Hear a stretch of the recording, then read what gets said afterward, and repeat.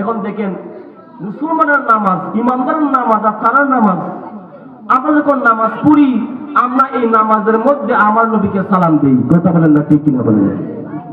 ও আমার বাবারা ভাইয়েরা, নামাজ হচ্ছে আমার আল্লাহর, কিন্তু আমার নবীর শান কত বাড়িয়ে দিয়েছেন।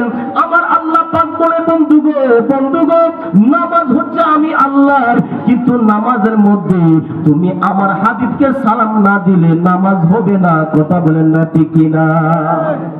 নামাজ কার? আল্লাহর।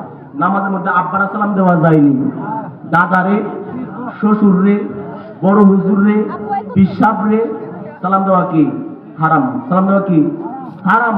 কিন্তু আমার নবীকে সালাম দেওয়া প্রত্যেকটা মুসলমান, প্রত্যেকটা নর নারী, ইমাম সাহেব, মুয়াজ্জিন সাহেব, মুসল্লি, প্রত্যেকটা মুসলমান জন্য আমার আল্লাহ পাক ওয়াজিব করে দিয়েছে। বলেন না সুবহানাল্লাহ। আচ্ছা, ওয়াজিব করে করলে কি নামাজ হয়? নামাজ হয়নি, কিন্তু আমার নবীর বিষয়ে আমার আল্লাহ পাক, নামাজ হচ্ছে আমার আল্লাহ, নামাজের মধ্যে আমার নবীর শান এমন ভাবে ফিট করে দিয়েছে, আপনি নবীকে দাঁড়াইয়া সালাম দেন না দেন, নবীকে আপনি মুখে সালাম না দেন না সমস্যা নাই। নামাজের ভিতরে নবীকে সালাম দিতে আমার আল্লাহ পাক বাধ্য করেছে। নামাজের নবীকে সালাম না দিলে আপনার নামাজ হবে না। কথা বলেন না ঠিক? যাইবার রাস্তা আছে নি?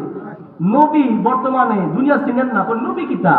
কবরে গেলে বুঝবেন নবী কিতা। কথা বলেন না ঠিক কিনা বলেন? হাসরে গেলে বুঝবেন নবী কি। কথা বলেন না ঠিক কিনা বলেন? চলছে ধর্ম নিয়া